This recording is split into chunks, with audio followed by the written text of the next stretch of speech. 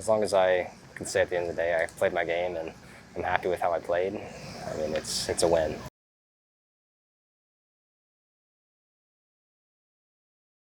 All right, Miles.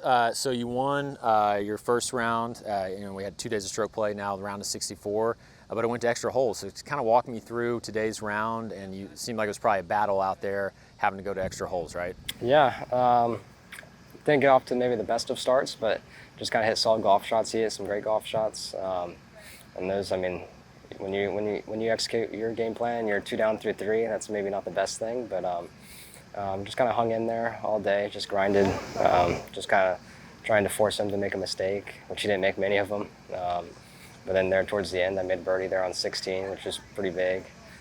Made a nice putt there on 16 too. Then hit a terrible wedge shot into 17. Had a great up and down, and then made a nice long putt on 18. And that just kind of kept the momentum going. Kind of had to make it, and was able to do that. And then good drive, good wedge shot into 1, and another good drive on 2, and good 5-iron to 30 feet or however far it was, and nice 2-putt. So what's your takeaways from the course? I mean, y'all were at Brook Hollow and then also here for stroke play, but how was the course playing today? It was a little different than the first day I played here the first day. It was actually probably a little softer today. I played in the afternoon though on, I guess Monday would be. It was just crispy. It wasn't quite as crispy today, kind of maybe a little more doable, but it was still played pretty tough. Does the ground game kind of come more into play, like more like a link style, even though it's not on the water, or is it are you able to play kind of your style? How does it fit you? You can kind of play both depending on which one to do. I hit one, I guess the first day out here I played it like a links course, so it was pretty sweet. But around the greens it gets a little tougher because it's a little grabby, like a little sticky. So like you try to bounce shots, it's just kind of bouncing straight up. So it's a little different there, but when you have those 5-irons and 4-irons, then you can definitely play maybe a little more link style. Mm-hmm. So I saw you recently committed to Florida State. What's kind of your excitement about that? I mean, you've played some different events at the next level, outside of just the normal junior tournaments. But how excited are you to go to Florida State and kind of take your game to that level? I can't wait. I think it gives me the best opportunity to be the best I can be. Coach Trey's great. I mean, everything about Florida State is close to home, which is something I was kind of big on. Beautiful campus, and just really excited.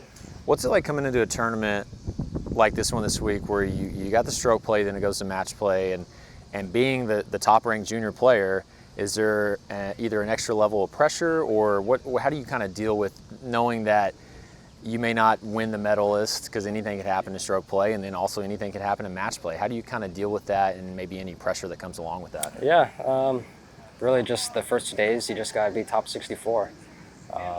Obviously, the higher the seed, it doesn't really do much for you, but just want to play well. It kind of means your game's kind of trending maybe into the match play, but then once you get to match play, I mean, it's you versus the other guy, and really just got to focus on what you do. Can't get too tied up into what they're doing. Really just try to play your game, and if that means you win the match, if you lose the match, as long as I can say at the end of the day I played my game and I'm happy with how I played, I mean, it's a win.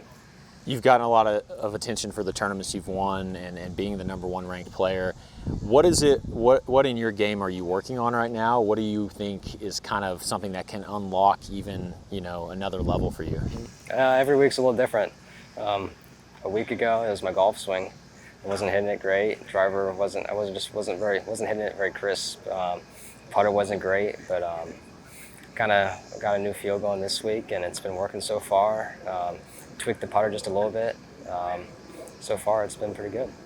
And how do you deal just kind of the week to week being in the spotlight? I mean, when you show up to a tournament, I mean, you're kind of the guy that most people are probably going to know, and then being in events like a Korn Ferry Tour event that you've played in. I mean, how do you deal with that?